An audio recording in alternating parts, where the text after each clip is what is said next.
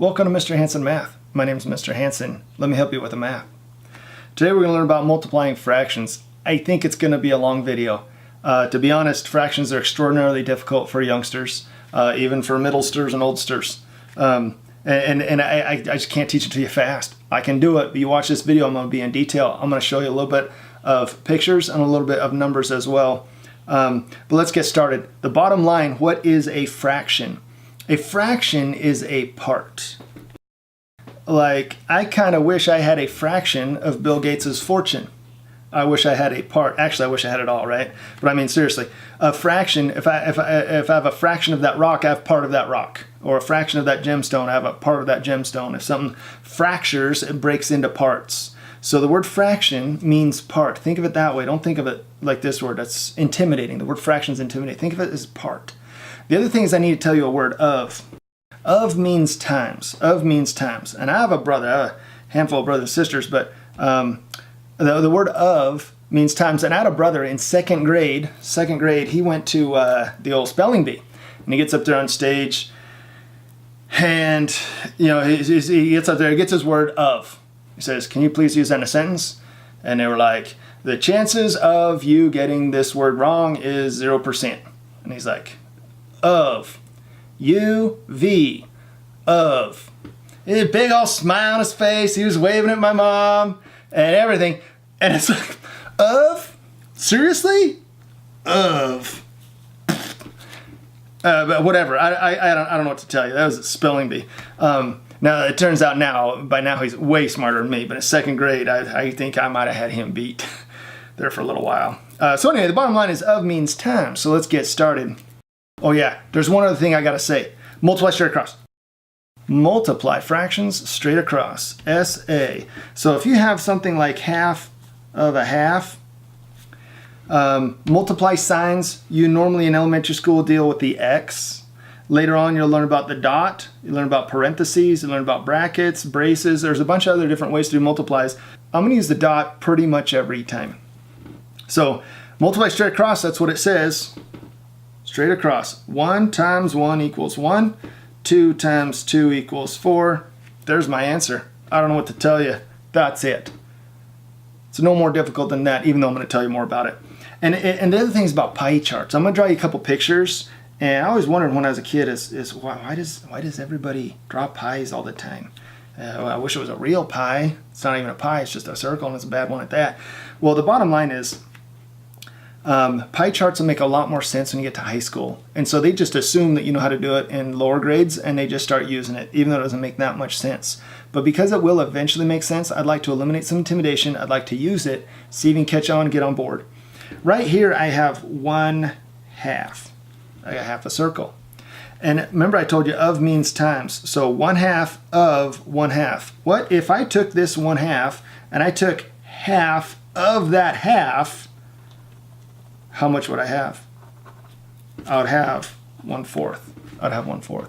Half of that half is 1/4. When we're talking fractions, the numerator divided by the denominator. The numerator is how many you have, and the denominator is what you have. So here you have 1/2. Here you have 1/2. Over here you have 1 of the fourths. There's 4 of these. Same size shape. So 1, 2, 3, 4, and you got 1 of them. So you got 1 of the fourths. So let's get to some more. This is taking too long. How about 1/2 times 1/4? 1/2 times 1/4. Well, the first thing I'm going to do is multiply straight across. That's what I'm going to do. Multiply straight across. So 1 times 1 is 1. 2 times 4 is 8. Honestly, that's the answer right there. So if I were to cut this up into 8 slices, and I had half of 1/4. We know how much 1/4 is. We know what 1/4 is. That's this much. So that's 1/4. But I'm going to take half of that fourth. I'm going to take half of 1/4. 1/2 of 1/4. And you will get 1, because that's how many you have. We have 1 of them, and there are 8 slices. 1, 2, 3, 4, 5, 6, 7, 8. So we got 1/8. And that's how it is. So visually, you can think of it like this with the word of. And then numerically, just multiply straight across, SA. SA, straight across. Let's practice some more, though. Let's get some more under our feet. What's 1/2 times 4. Well, when you're multiplying a fraction times a whole number, a little dicey. So what I do is just divide by 1. You can divide anything by 1, doesn't change the value. So I'm going to take 4 divided by 1. I'm going to multiply straight across. 1 times 4 is 4. 2 times 1 is 2. Simplify that sucker. The answer is 2. And that makes sense. We know that half of 4 is 2. Half of 4 is 2. Let's practice some more. 1/2 times 100. And divide by 1. Multiply SA straight across. So 1 times 100 is 100.